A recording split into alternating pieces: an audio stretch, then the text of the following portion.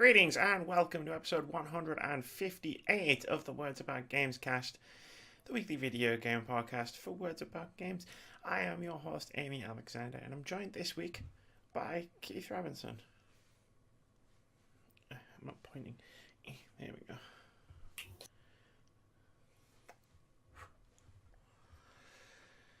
How are you doing? I yet live. I've survived this week so far. I mean, it's Sunday night. It's over, right? The week's over, right? It's a new week. It's a new dawn, it's a new week, and I'm feeling down. And I feel terrible. I've seen things this week, Keith. I've seen things I never thought I'd see. Yeah. Things I never wanted to see. Yeah. I don't think I'm ever right back going to at be you, the same buddy. again. Yeah, I don't think I'm ever going to be the same again. And then there's everything else that happened. Oh boy. I mean, we've got a hell of a show, right? After a slow news week, the games industry delivered us not a fast news week, but an interesting one.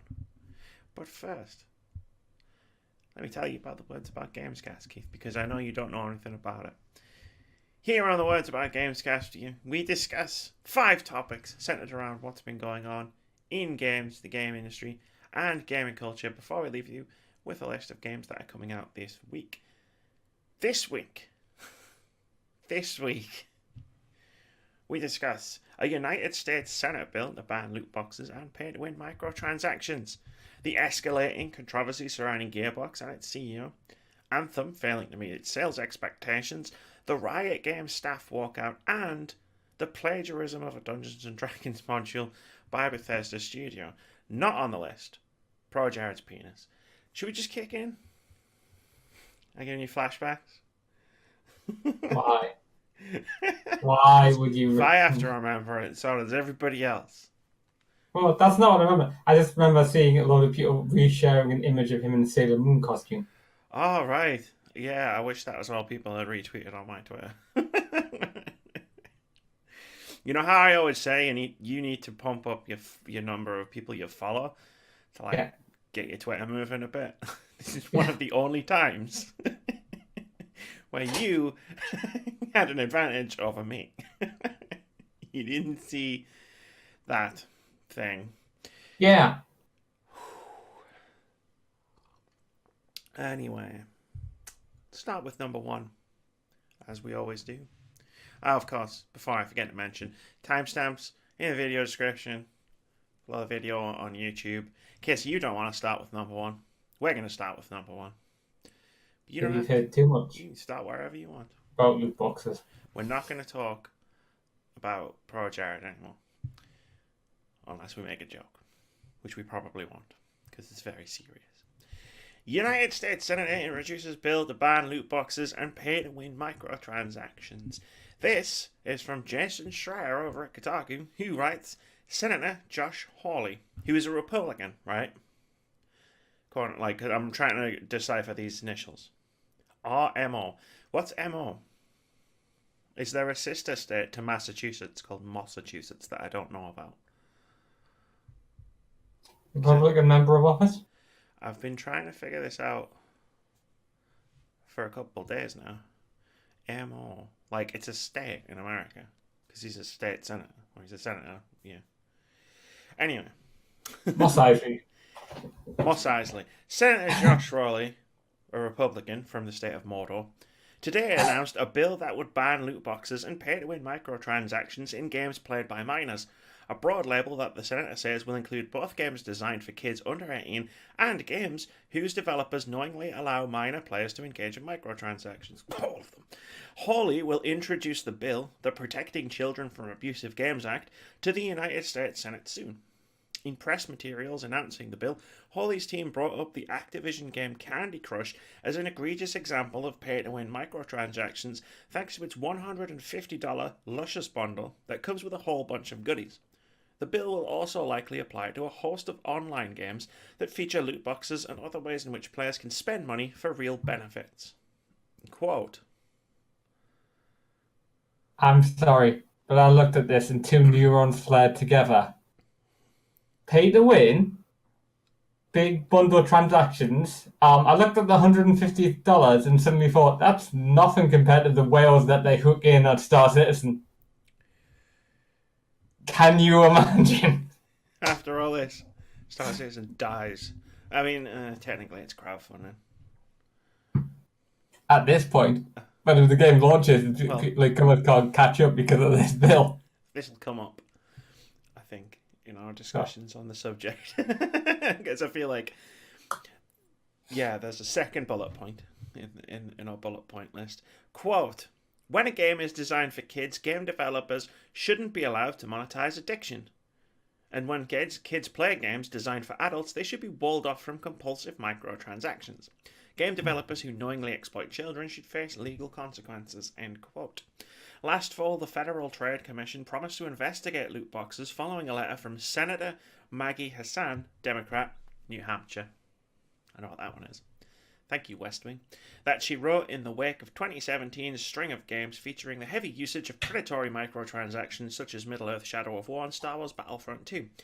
Although some companies have pulled back on the practice, popular games like Overwatch, FIFA, and Apex Legends continue to make big money off randomized microtransactions. Many of those games are played by both adults and children. It's happening. It's happening. Montana, not Mortal. no. Moss Isley. Although, Yeah. like, so this is happening in America now. Yeah, If I just only- like to think games under 18 and games that kids will play anyway. So that's any computer game. Yeah.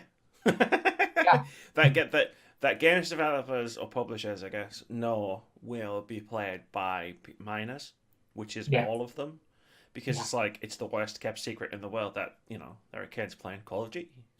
Yeah, Like, Call of Duty or Fortnite, Mortal Kombat. Mortal Kombat. 18 rated games, Battlefield. Yeah, Is Apex like mature rated game? I don't think it's a mature rated game. I mean, there's no barrier to entry to that. Any kid with a friggin' games machine can just play that. Yeah, I'm trying really hard not to be like, just go on and I told you so, right? yeah, Not you. You agree Yeah. with me.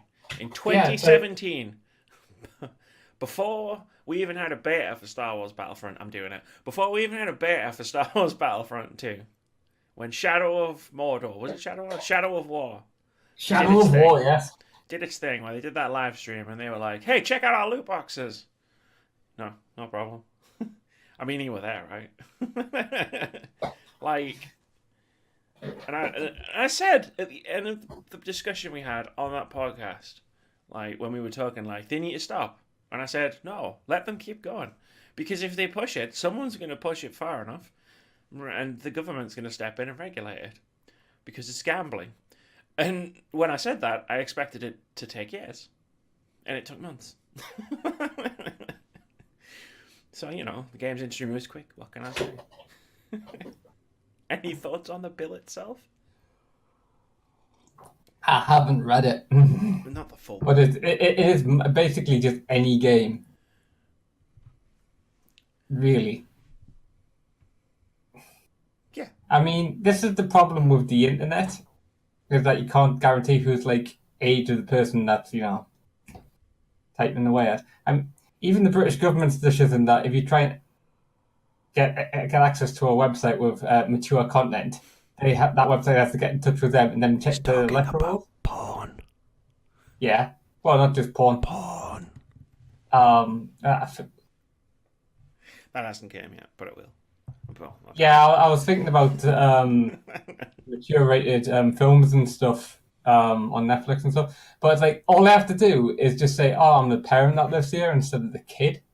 So there's really, unless we have biometric readers in your games console in your PC. I mean, we haven't had the Scarlet and PS5 announcements yet. Anything's possible. Yeah, so this is going to be all games. Yeah. All games with loot boxes and microtransactions. Mm-hmm. Which is just now being defaulted to being called predatory microtransactions, which warms my heart. That's just the default that everybody's calling them these days. It's like, just call a fucking spade at this point. Yeah. As someone who fell down that rabbit hole. We brought up an interesting point before about Star Citizen. Star Citizen isn't well, they're not microtransactions, that's for damn sure. But More macro transaction. macro transactions. There's like Candy Crush's Luscious bundle, and Yeah. then there's Star Citizen. But Yeah. that is still technically crowdfunding, which brings me to one of the questions that I had for you to try and answer and us to maybe discuss a little bit, which was, is government regulation of an industry it doesn't understand actually a good thing? Despite the fact that we can sit here and say, we told you so, we knew this was going to happen. Yeah. I think you've kind of like led the question there, really, haven't you? With the that you don't understand. It definitely shows a failure of the ESA. Oh God, we're going to talk about the ESA in a moment. Yeah. Until I read that, like the articles, something, I forgot the ESA existed. Yeah, I mean, Seriously. Okay, we'll skip to the ESA if you just answer me one question, and I wrote it down. Do you think that EA has a sense of pride and accomplishment for being the ones to kickstart this whole process thanks to their Star Wars themed online casino designed to lure kids into spending money? Putting on my EA hat for a moment, this has nothing to do with that. As you see from the Centre speech, this is absolutely Blizzard's Activision concept, because Candy Crush is the game being called out here. It is the first thing mentioned in the bill and is therefore the greatest evil.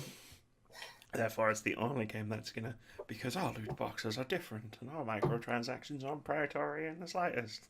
Yeah, I mean, I can see Blizzard's coming out and going, there is a massive difference between Star Wars Battlefront and Overwatch's loot boxes. Ours are purely cosmetic, have no in-game effect whatsoever.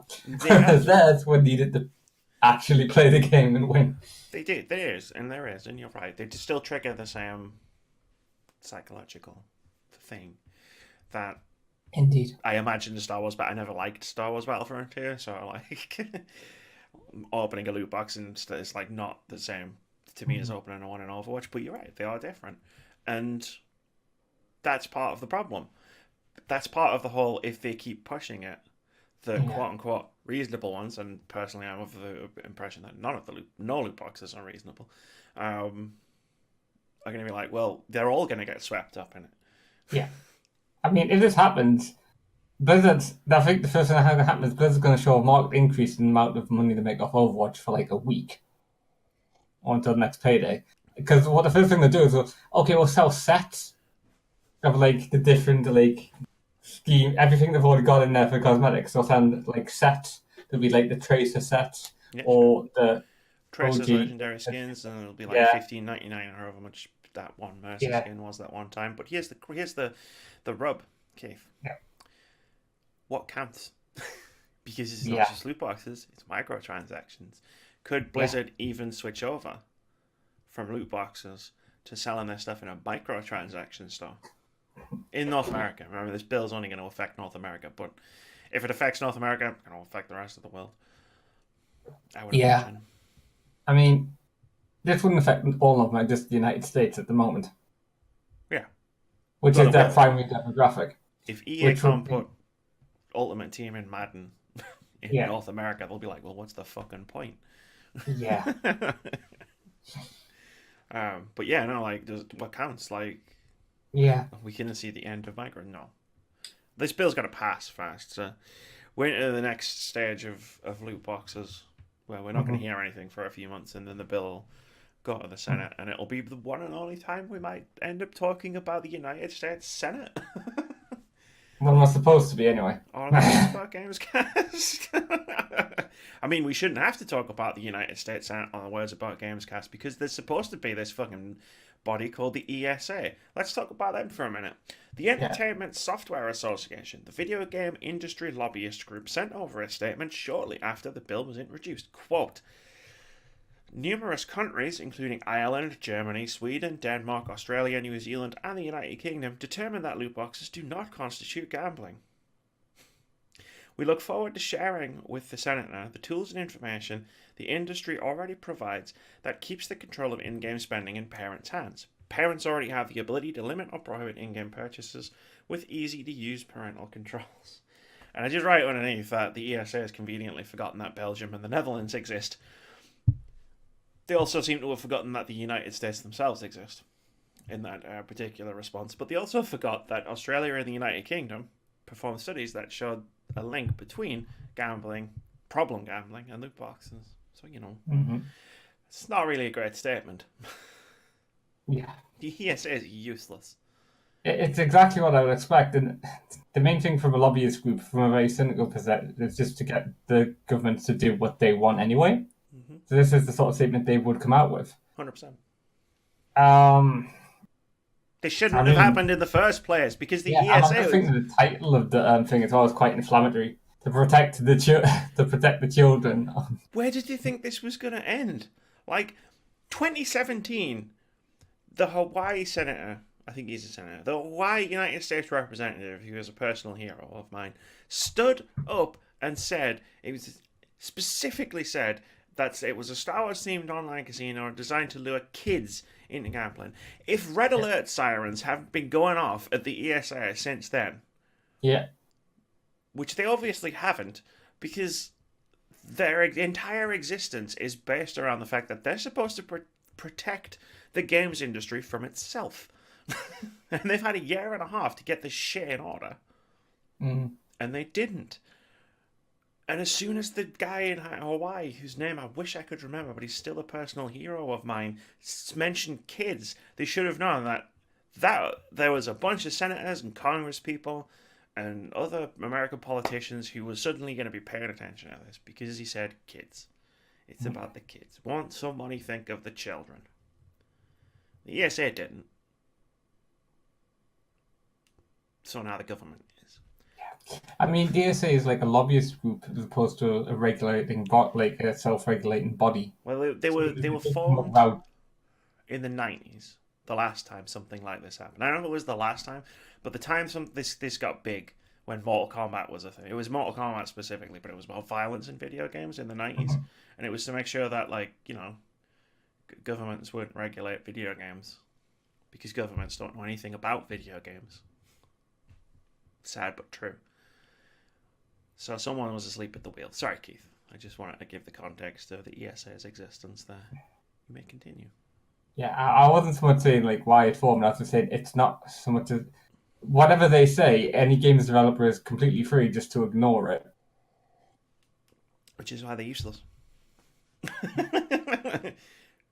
In an ideal world, in an ideal video game industry, they're it shouldn't be that.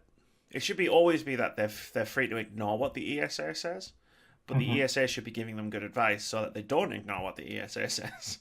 Yeah. The disconnect there isn't necessarily the publishers who are just trying to make as much money as humanly possible, all the money in the world. The ESA should have been giving them the good advice in the first place. Why don't you just pull it back a bit? Yeah. Just pull it back a bit. You don't need to make billions upon billions of dollars. Millions will do. Yeah, I think that just goes. And then we're completely ahead different. Of most in any industry. If you give a company a choice between making billions and a choice between making millions, they're always going to choose to make the billions option, unless there is a massive reason why they shouldn't. I mean, we've seen this in morality. Morality, come on. I don't want to say that they follow these sort of rules, but yeah. No, they definitely don't. We've seen this cycle, not on this scale. We've seen this cycle repeat in the games industry countless times. If a AAA publisher, not all AAA publishers, but if a AAA publisher has a choice between making millions steadily or making billions now and getting fucked later, they will usually choose making billions now and get fucked later. See live services, but. What do I know? I've just apparently more than the ESA. Fucking idiots. I mean, I have a question on a bullet point, which is this the only way? Like, and I guess it's too late for that now, right? It's too late to ask that question. Like, we've passed the point of no return of the games industry could have fixed itself, but now we're on this path, and I don't think we're going to get off this path. I think even if this bill goes down in flames and doesn't pass, we'll see another version of it at some point in the near future. And once the United States starts, like they're not Belgium and Netherlands, no offense to Belgium and the Netherlands, like I have a feeling that some more countries are probably going to follow suit. Yeah. Especially if it might not really matter that much if the primary demographic of video games somebody decides to do one thing, it's going to follow through in other areas because they won't want to make various different versions of the same game. Yeah, I know, right? If only they'd listened. Damn you! You blew it up! Sorry. Shall we move on? Yeah. We talked a lot about loot boxes. Words, saying combinations of words about loot boxes that we haven't already said is proving to be difficult. 2 years later.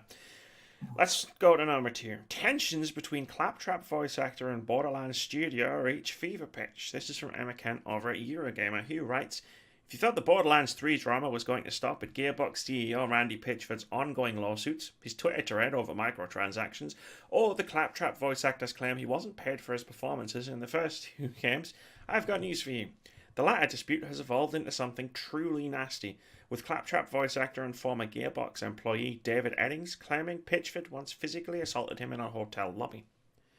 The latest argument began when Eddings explained he wouldn't be reprising his role as Claptrap in Borderlands 3, as apparently after insisting on getting paid, Gearbox chose to hire a different voice actor. Eddings also referenced Pitchford's legal dispute, in which the CEO has been accused of taking a secret $12 million bonus. Quote, I'm not telling them how to run their business, but maybe next time they should put the $12 million payment from 2K in the Gearbox bank account instead, Eddings remarked.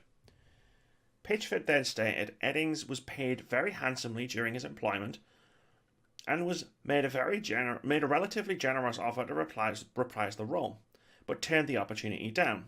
In a statement made to IGN, Gearbox clarified it offers the opportunity for salaried employees to voice characters in the game, but is not a mandatory responsibility to their job requirements.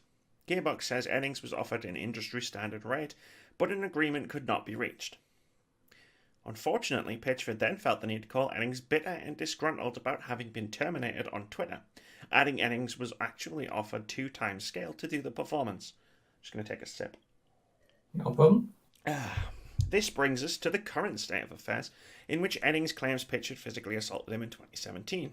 Quote, I was fine and moving on after Gearbox, but when my former boss starts mouthing off about various aspects of my employment, including how highly compensated I was and how generous he is, I felt obligated to correct the record, Eddings wrote on Twitter. I ultimately offered to do it for free in exchange for past royalties owed, plus an apology for something I've never spoken about publicly until now. Randy physically assaulted me in the lobby of the Marriott Marquis at GDC 2017, end quote. Incredibly, while this may be the most dramatic and serious Borderlands 3 voice actor dispute, it's not the first. A few weeks ago, Pitchford claimed Troy Baker had turned down an offer to reprise his role, but Baker insisted Gearbox told him he wouldn't come back. And then there was a Gearbox statement, which goes as follows. Quote, Gearbox takes any and all claims of this nature very seriously, and we will abstain from commenting on the allegations Dave is making because it is a personnel matter. We appreciate David's contributions to the Borderlands franchise and have continued to assert we would welcome him back into the mix as the voice of Claptrap and other future opportunities. I think we came into the thing because we did the Randy Pitchford thing last week as well. We went into that with the wrong energy, man. If we'd known what was about to come follow. Yeah, it's like I'm just kind of sitting here thinking, like, do you really want to make it? Does a video game producer really want to get on the wrong side of Troy Baker? I mean, the only other person you want to piss off less is Nolan North. I know, right? And you got North. Also, there's the whole serious thing about the thing in the hotel lobby, and it's just, I'm just looking at it like, no one is coming out well in this, and this CEO is definitely not coming out well this month and last month. yeah, I mean, what are we? I feel like we've talked about Randy Pitchford a lot. Yeah. And like, I used to make it a point to ignore Randy Pitchford, but I guess with Borderlands coming out, it's harder to ignore him. But I mean, there was the thing with the USB drive that was full of porn. That was only a month or two ago. There was the thing with Troy Baker. We asked him and he said no, and Troy Baker said no, I didn't say no. You never asked me. No, you never asked me. No, you never asked me. And then there was the stuff where Pitchford blew up on Twitter over nothing. Over the microtransactions thing. It was just Game Informer just clarifying that Borderlands 3 would have microtransactions in it after he said they wouldn't, and now there's this. Microtransactions, not loot boxes. I mean, there might not be if the Senate bill goes through. Yeah. How hard is it to say, we'll have cosmetic DLC, but we won't have pay-to-win mechanics and we won't have loot boxes? It's not that difficult. And you probably still would have got a round of applause because the bar is set so incredibly low at this point. That's good news. But shit, man, and now it's escalated again. I didn't even know about the $12 million thing. No. I'm guessing that's kind of, that's kind of him just it's an ongoing Randy Pitchford. Something to do with a bonus from 2K Gearbox that never made it to the employees. That is Randy Pitchford is allegedly taken for himself, but it has to do with pay structures. I read about it, but I didn't want to put it in this news story because it's a past news story. We'll probably end up covering it when and if the lawsuit is ended. Yeah. But no, I mean, as far as breaking this thing down goes, yes, you're right. No one's gonna make it out of this one looking good.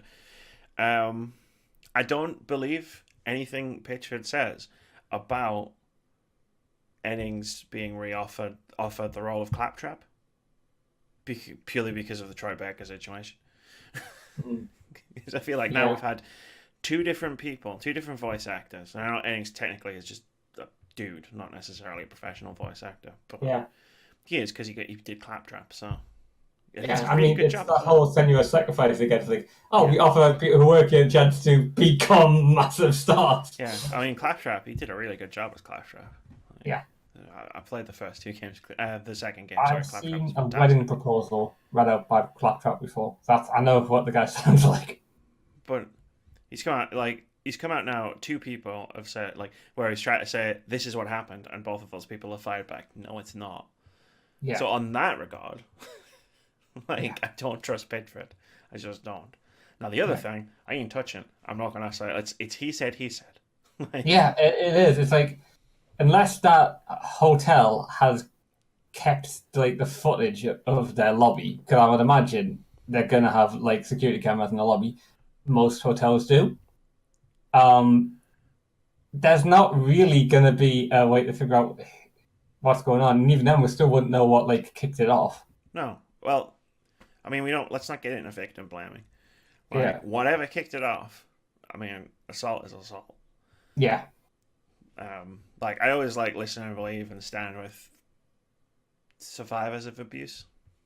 Mm-hmm. That might be taking that too far in that direction, but that was where my brain went because that was the phrase. But whatever happened, if Randy Pitchford did assault David Ennings in a hotel at GDC 2017. Yeah. I mean, that's just not on what? Yeah. Fucking Jesus Christ. But we don't know anything. It could have been a drunken brawl between the two of them over some incident, or Randy Pitchford could have flown off the handle at something. Or it could be an overestimation of what actually happened. We have no idea. Because so far no witnesses have come forward as far as I'm aware. And no. I imagine this is going to the lawyers. In a very uncharacteristic move, Randy Pitchford has stopped tweeting. So... Yeah. Perhaps someone in the legal team over there said, Randy, you're making things much worse and just taking his phone away. Or we're maybe hearing next week about defamation of character suit or something. I don't know, man. All I know is Borderlands 3 is a game it's impossible to be excited for at this point. I don't know shit about the game. I'm just gonna throw this out there. I know it exists. I know It's everyone was really excited for it coming out when it got announced. it's getting buried under Randy Pitchford's dirty laundry, essentially. Yeah, I mean, 90% of people who game, whether you call themselves or they call themselves gamers or not, will probably miss all of this. But it's those that actually do, like, pay attention will be looking like, what? It's like the whole Red Dead thing. That was a massive thing that blew up, but most people who played Red Dead would not have realized that people were spending 100-hour weeks for, like, was it 18 months to get the game done? At least. Yeah. Yeah, no, I mean, that's the thing. That's why we need to shout. But, like, that's why those of us who are inside the industry or industry adjacent, or as I like to say about us, we're inside the bubble, pushed right up against the edge. Like, this is why we shout about this stuff when it matters as loud as possible. Like workers' rights, like predatory microtransactions, like this. Like the state of the next game that we're going to talk about when it came out. Let's move away from Assault. I was almost going to make a very sarcastic, very ill-informed comment there. So I'm not going to do that because I'm grown involved as a person. I'm not a teenager anymore. Number 3, Anthem, surprisingly, didn't sell according to EA's expectations. Now this comes in 2 delicious parts. I have a fun time talking about it, I'm just kidding. I don't wish any game ill. I almost said well there. I do definitely wish games well. You wish games well, and I'm sure there's some games you wish ill. Super Seducer. I wish that game ill. Yeah. But like that's completely different to Anthem. Like yeah. that it's different from a situation of they're not making the game I wanted them to make, so damn them. No, I don't give a shit. Like if Anthem had been amazing, I would have been happy. However, Anthem launch sales didn't meet EA expectations, but its digital performance broke records. This is from Sharif Saeed over at VG247, who wrote, Anthem's sales came in below EA's expectations, but it did break one important record for the company. During EA's conference call revealing the results of Q4 financial year 2019, EA shared some impressive details about its digital business. According to the company, 49% of all game sales on consoles were made digitally during the fiscal year. The digital to physical share has been climbing in favour of digital for a while now, and the biggest demonstration of that has, in fact, been Anthem. EA revealed that Anthem was its most successful digital game ever, selling more copies digitally than any other gaming company in history. Overall, EA is very happy with its digital business, which now amounts to 75% of its profits. The company also touched on the game's reception, saying that players criticised mission depth and variety. Criticised a lot more than that. To that end, EA reiterated its commitment to Anthem, saying that BioWare will continue to improve the game and expand it with more content. Quote, we continue to invest heavily in Anthem with developers working on a game quality, content, systems, and game mechanics. It's great original IP and we've doubled down on the product, said COO and CFO Blake Jorgensen. I'm not going to bother with that last paragraph. Didn't quite do 6 million in 6 weeks, I guess. Yeah, we even before we knew what the game was because of the soft launch, as they call it, or the confusing spreadsheet of launches. It wasn't a soft launch, not according to them. We'll talk about that in a minute, but yeah, this was a normal launch. Yeah, but they had that confusing spreadsheet of launch days, and there's just like, well, you're saying 1 million a week at least. That's a tall order. I mean, on average, like it probably it was the best selling game in February, right? So it probably sold a shitload on launch. And then, I mean, I wrote them all down. You can take your pick, like for what caused this to not shift 6 million units by the end of March. Like it was a new IP, it was a broken launch, had terrible patches. There was the BioWare magic revelations, the critical reception, and the delay of all of the post-release content. And the fact that The Division 2 had a successful launch a month later, which didn't have any of these issues, apart from a few bugs which weren't even game ready. Yeah, I mean, it doesn't help that just before your game goes on sale, a lot of people can play it before it goes out and tell everyone how broken it is.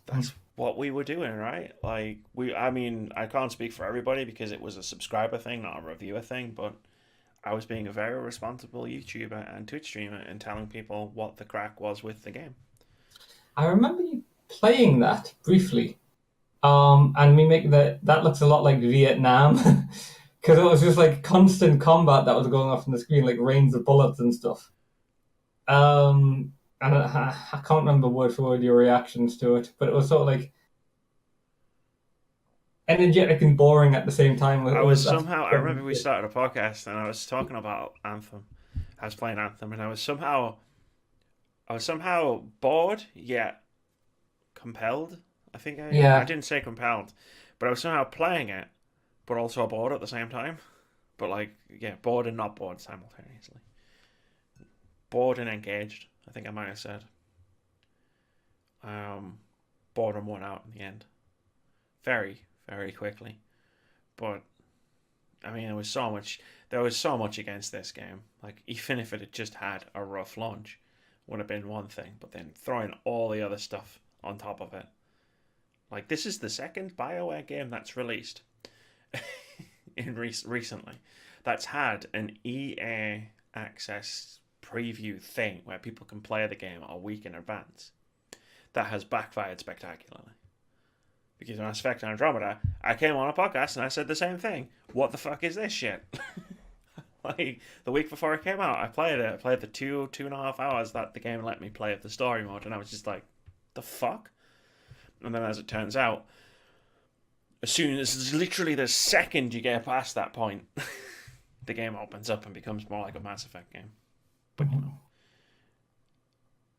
I mean, just before, I was going to use that as a segue into the next part, but just before I do, the digital record sale, I think we need to, like, just address the fact that, duh, Anthem is not going to be the last game in EA's stable of games that breaks their digital sales records, because digital sales are going up and up and up and up and up and up and up, Yeah. as physical sales are going down and down and down and down. Indeed. Plants vs. fucking Zombies is probably going to, like, Need for Speed's going to probably... just wait until Star Wars comes out. Yeah. Then we'll see some fucking records broken. Anyway, there's a part here to this story, and it's bewildering as fuck, and I couldn't believe... I read it, and I was like, huh, interesting. And then the more I thought about what I read, Yeah. the more I was like, it's like watching Star Trek Discovery. You watch Star Trek Discovery, and you're like, oh, that was cool. But if you start thinking about it, Yeah. it starts falling apart, so I try not to think about it. But with this, I thought about it. EA to change development and release strategy in wake of Anthem's troubled launch. This is from Hope Corrigan over at IGN, who writes, PC Gamer reports that EA's CEO Andrew Wilson talked about some of the problems faced in the industry when it comes to developing huge games like Anthem during the company's latest financial results conference call. Quote, "The reality is, it's not just an EA challenge, it's an industry-wide challenge," said Wilson.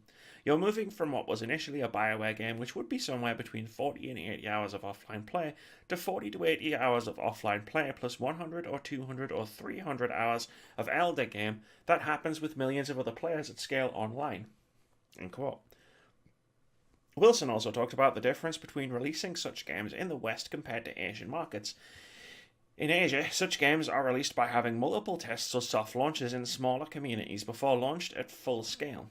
In the West, Wilson said, there is a tendency to stick to the more traditional hype marketing build-up and then set a release for a large audience. Quote, "As games have gotten bigger, that system isn't working as well as it has done in years gone by. So what you should expect from us is that it's not just about changing the development processes in the game, it's not just about changing the QA processes in the game, although both of these things are being changed dramatically inside our organisation right now, but it also comes down to changing how we launch games. You should expect that we'll start to test things like soft launches, the same things that you see in the mobile space right now. And it also comes down to changing how we communicate with players. Our entire marketing organisation now is moving out of presentation mode and into conversation mode, and changing how we interact with players over time." Oh, Jesus. End quote. The hope is that... Sorry, I just realised something as I was reading that. The hope is that this new approach will give players a better idea of the game and will help developers discover how to support it once it's fully launched. So it's an industry-wide challenge. Apparently. That's why the Division 2 was also had a poor launch. I wrote that as a stage direction in my notes.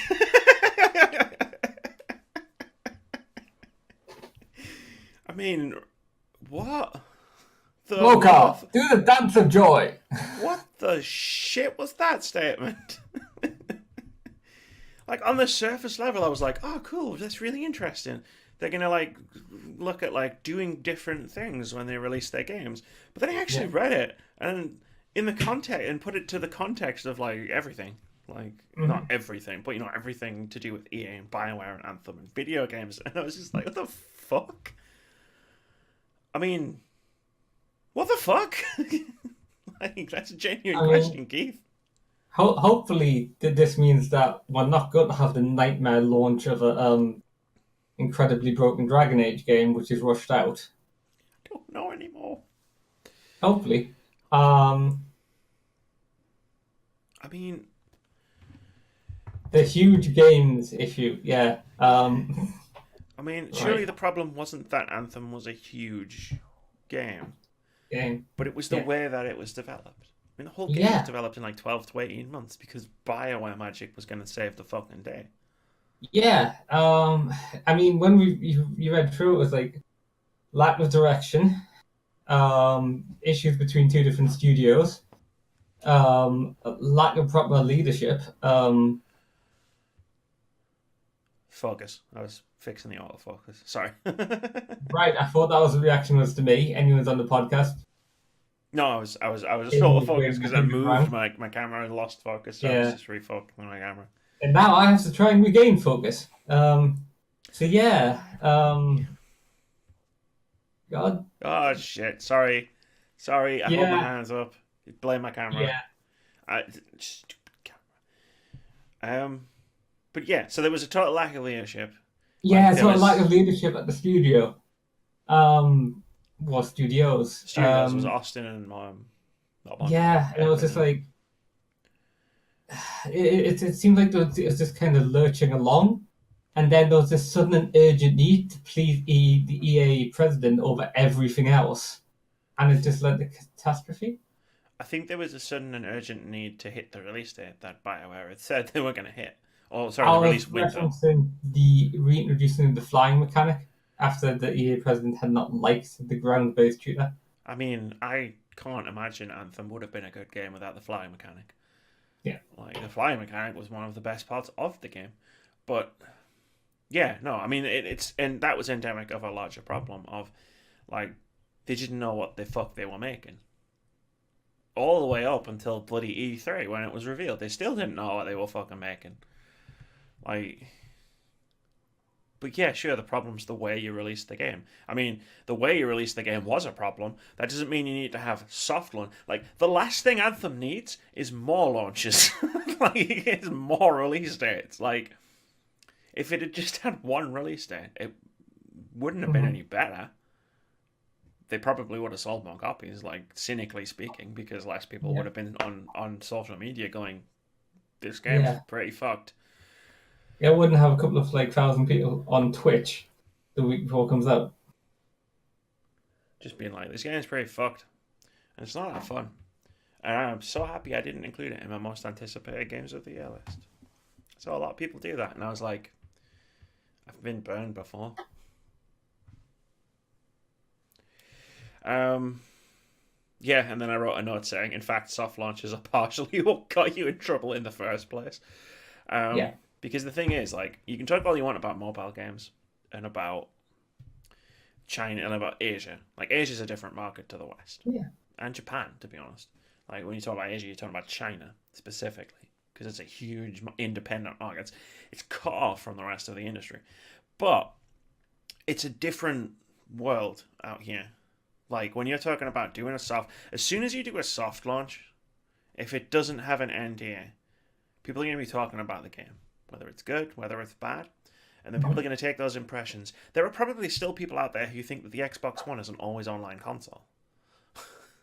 Like, do you remember how many years after Microsoft revealed Xbox One for the first time when they were like, DRM, always online, no used games, TV. Like, how many years after were people still saying that was what the case was, even though they reversed course like 3 months later?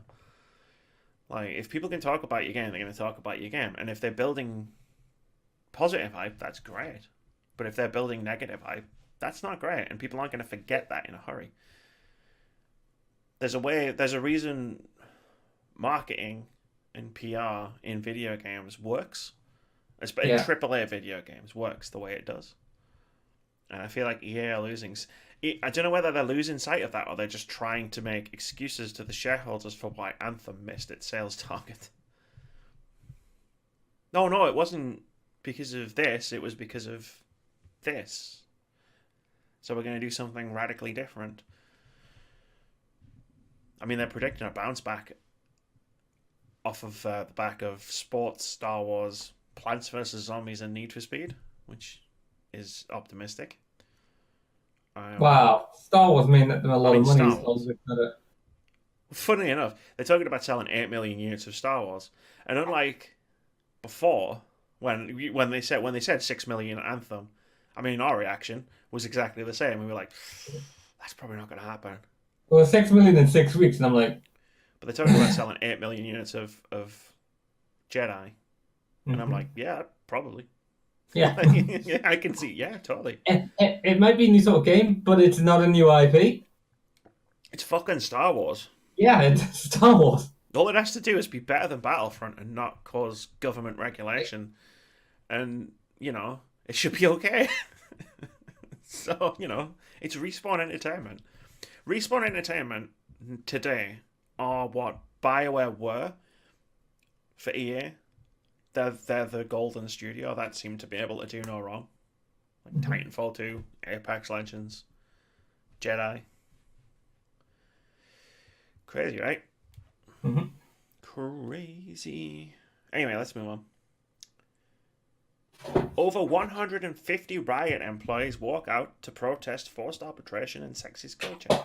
This is from Cecilia D'Anastasio at Kotaku, who writes, over 150 discontented Riot Games employees walked out of the League of Legends publisher's office in Los Angeles on Monday to protest the company's stance on forced arbitration.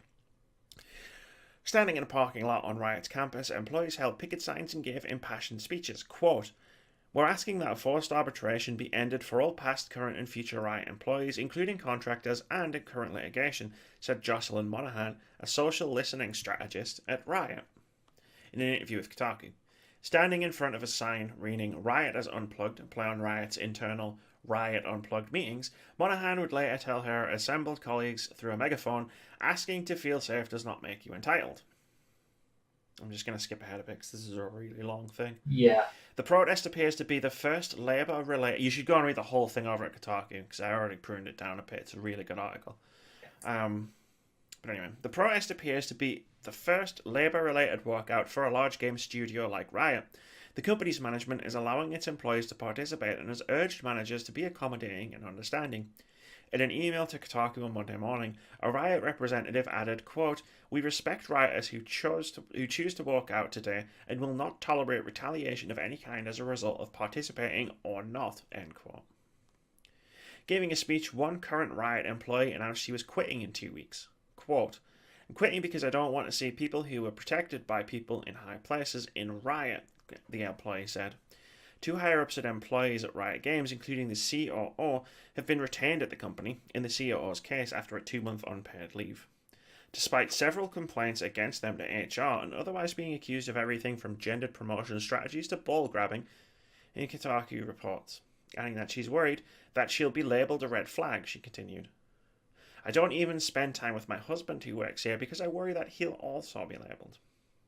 Signs at the protest read, I should say, it shouldn't take all this to do the right thing. Be the company you say you are, and silence one of us, you silence all of us. And then there's some stuff in the end which says if they've given them a date to fix this arbitration thing, and if it's not met, they can do other things. My main takeaway from this, bearing in mind we had a big talk about this last week, because it was a potential walkout. When we did the podcast last week, that became a walkout. Like, after the podcast went live, Yeah, the walkout had already started. So that's just fucking dumb luck, right?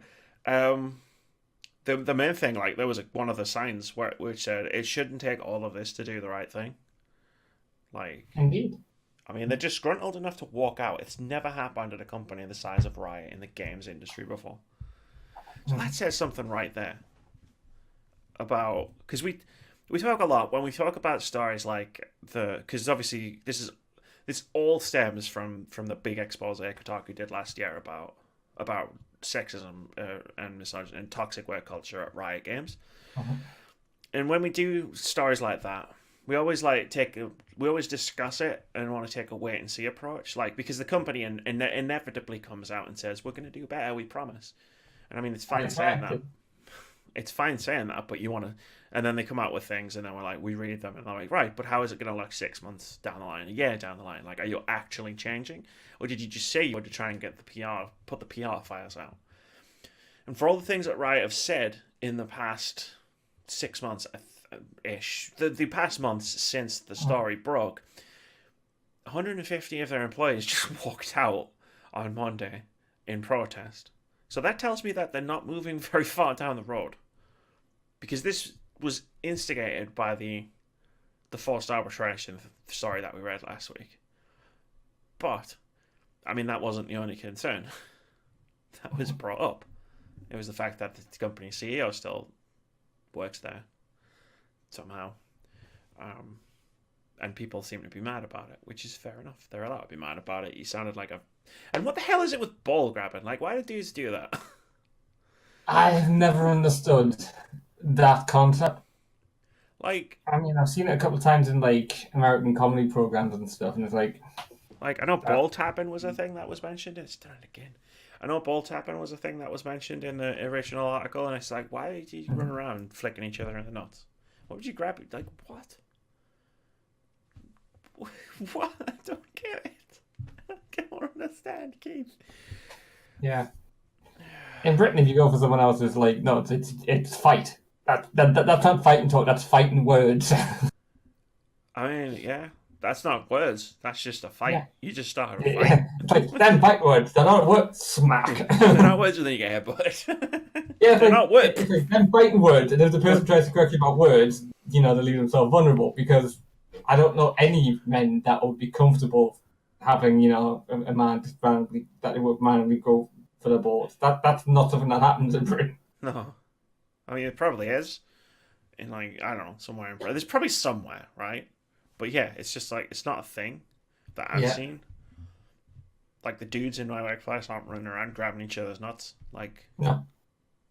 That's sexual harassment for starters. Yeah. It's sexual assault. Yeah. Like, it's, yeah, right? Doesn't matter what gender you are, if you grab someone else's genitals. If you grab someone's genitals, it's sexual assault. Like, if you grab someone's genitals when they don't want you to, it's sexual assault. If you grab someone's genitals when they do want you to, hey, I'm not going to judge. Yeah. That's called sexy times.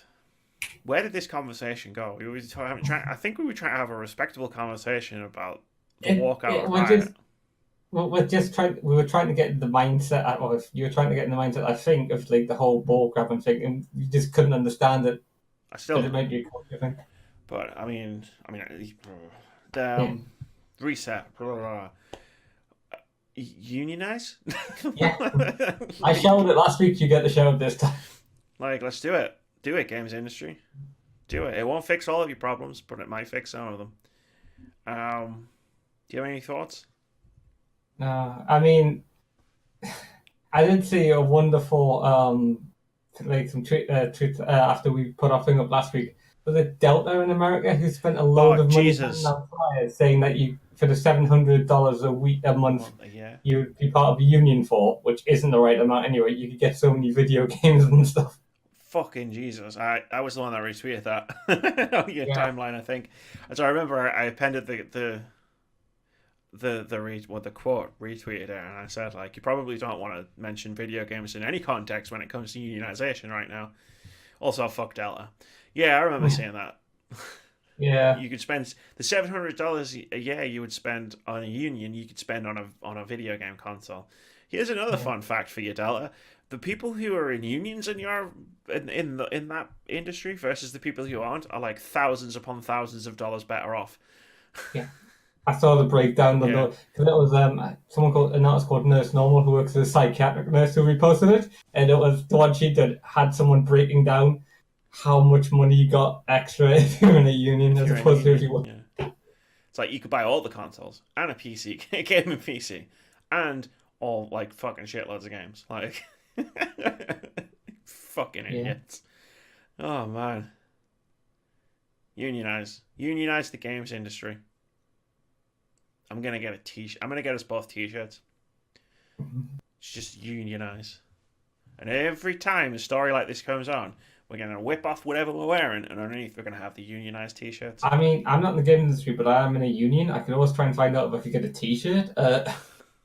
Yeah, I mean, like they have like you read stories like the Kotaku expose on this, and then you've got all the stuff that's come out about Red Dead, Telltale, stuff like Gearbox, like that we just talked about. You got BioWare, like, and you just think like these guys like need rights really badly. Like, Jesus Christ, because making video games shouldn't be this punishing. Like, it just shouldn't. And talking about video games shouldn't be punishing either. I mean, you could ignore all of this stuff, but then I'd feel really dirty. Like, if we just ignored the shit part of the games industry. Speaking of the shit part of the games industry, let's talk about Bethesda for a bit. Elder Scrolls Online tabletop adventure taken down after D&D plagiarism discovered. This is from Andy Chog over at PC Gamer. He writes, last week, Bethesda Netherlands shared a small Elder Scrolls tabletop adventure set elsewhere to promote the upcoming Elder Scrolls Online expansion of the same name. Players could download the digital pages, print them out, and then rock their own tabletop RPG while waiting for the new MMO content to arrive. It sounds like a really sharp idea, but there was one big problem. People quickly noticed that the adventure bore a very strong resemblance to The Black Road, a tabletop adventure for Dungeons & Dragons that was released in 2016. And we're not talking occasional superficial similarities. Paige Lightman, who co-authored The Black Road with Ben Heisler, put together an annotated PowerPoint presentation comparing their original work with the Elsewhere adventure, and the two are almost identical. Quick pause in the story here. A PowerPoint presentation. Yeah. Amazing. Yeah. Go look at it. They're basically the same looked thing. at it. Well, I read the introduction paragraphs, and one's like very well written. Like, there's nothing greater than a desert at reducing someone to bring back up again. Like there's nothing better than a desert to reduce the person to the, and it's like, yeah. And if this wouldn't even pass at a university screening for plagiarism. Philip Mewson did a better job of plagiarizing when he was plagiarizing his reviews at IGN. Like, insane. I'm not going to read any of the examples out because it's a podcast. Like, we've got to look at time and stuff. We're going to talk about this shit, but you should definitely go and have a look. It's hilarious in all the worst ways. Anyway, let me continue.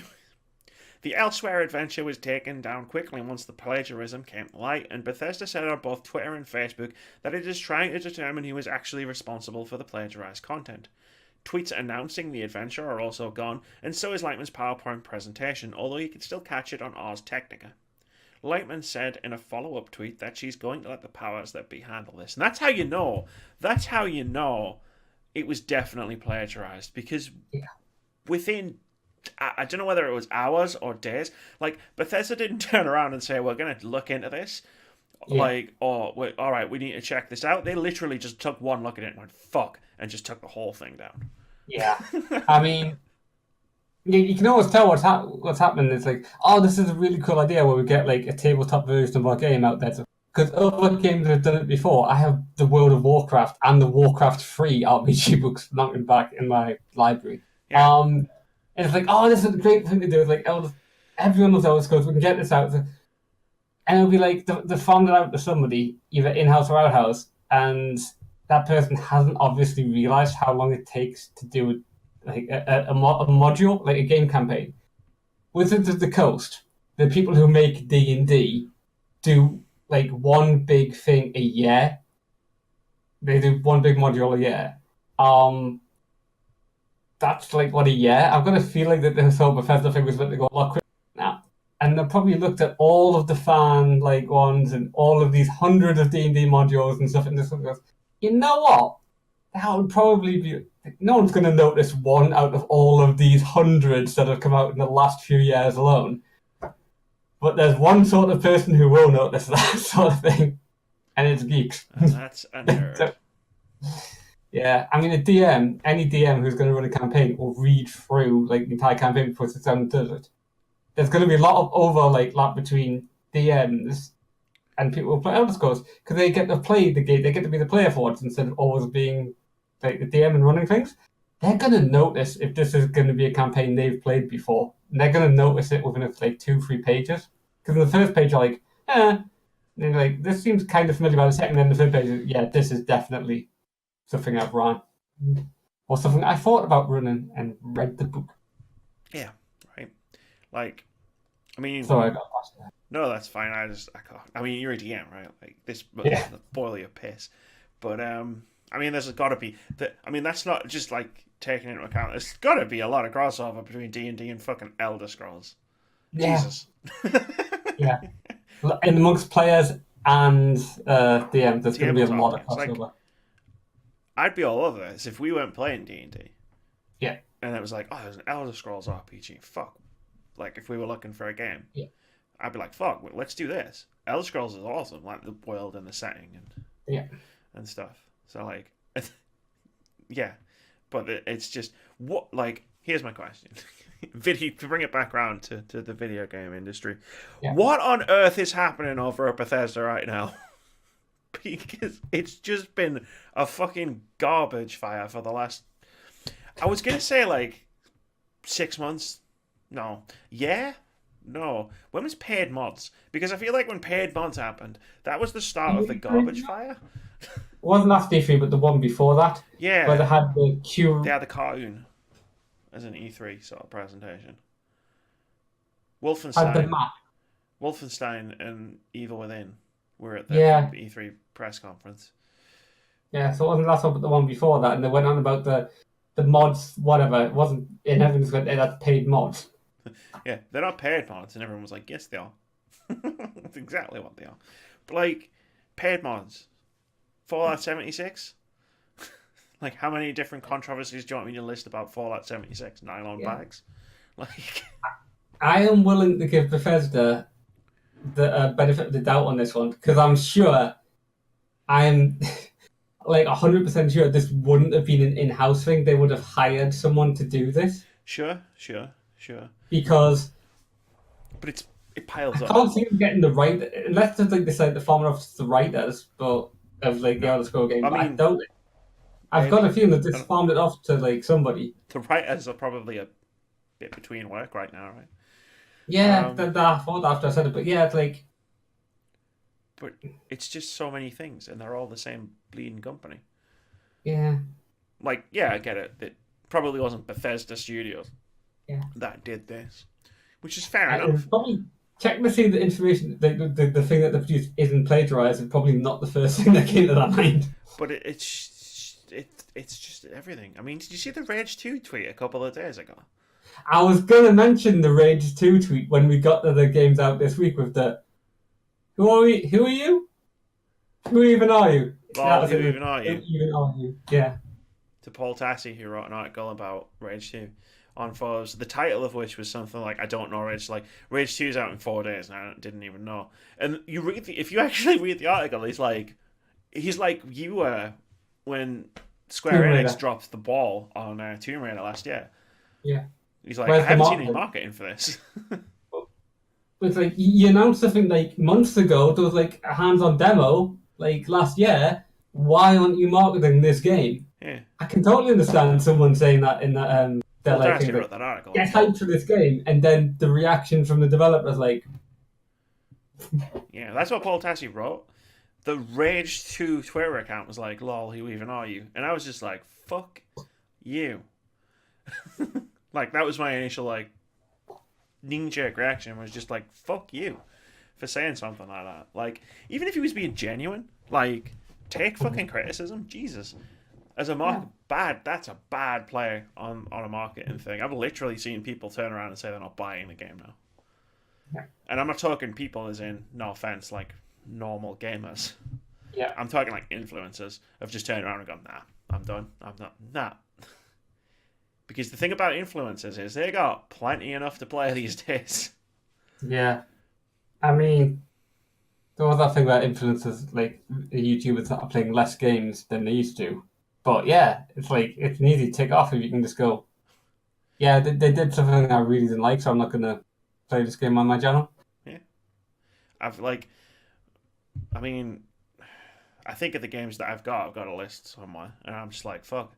Like, it's not going to stop me. This isn't going to stop me playing Rage 2. Like, I don't feel that strongly about it, but at the same time, it's a dick move. Yeah. Like,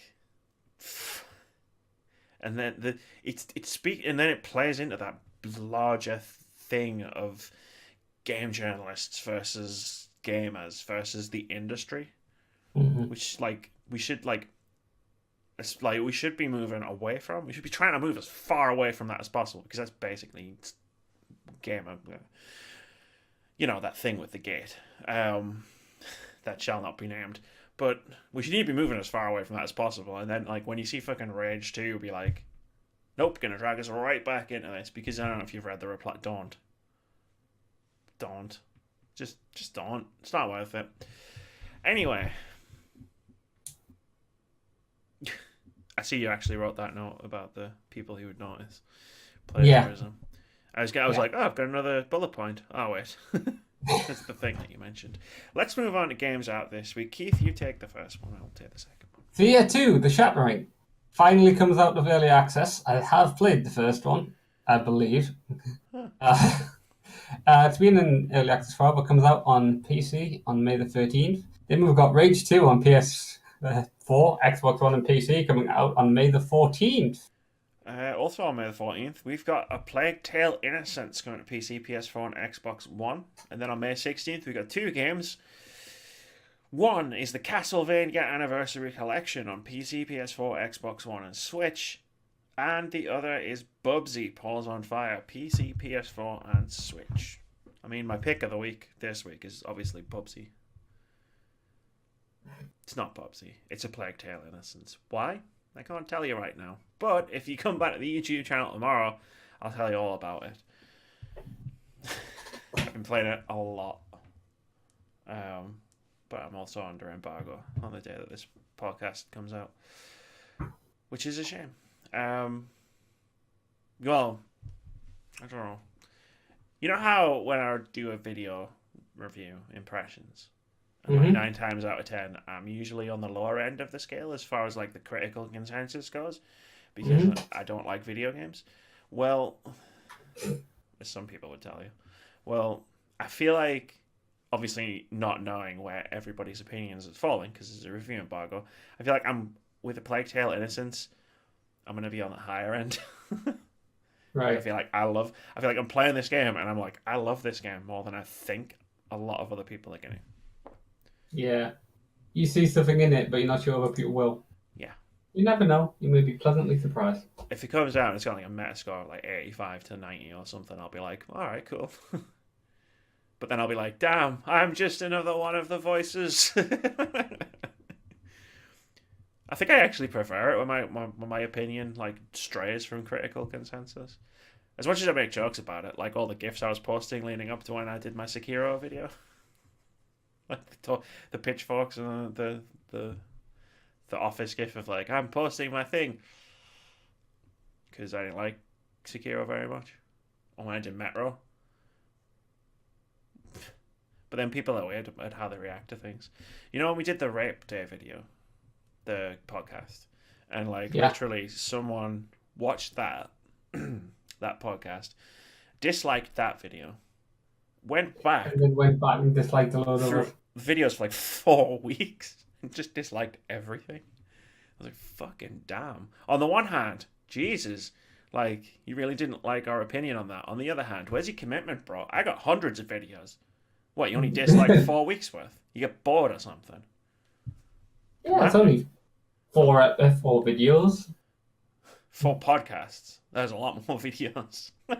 Yeah, I was thinking of that. I was trying to think if you had them like separated. You know, do it. Hit dislike on all those videos, you lazy bastard. Because likes and dislikes are exactly the same thing to the YouTube algorithm. Go figure. YouTube is stupid. That's going to do it for this week's episode of the Words About Gamescast. Keith, thank you very much for joining me. I thought it was going to be unpleasant because of all the topics that we were discussing, but it was surprisingly pleasant. Yeah. And I feel like most of that is thanks to you. Aww. My stalwart companion through the insanity that we face every week. Anyway, say bye, Keith. Bye.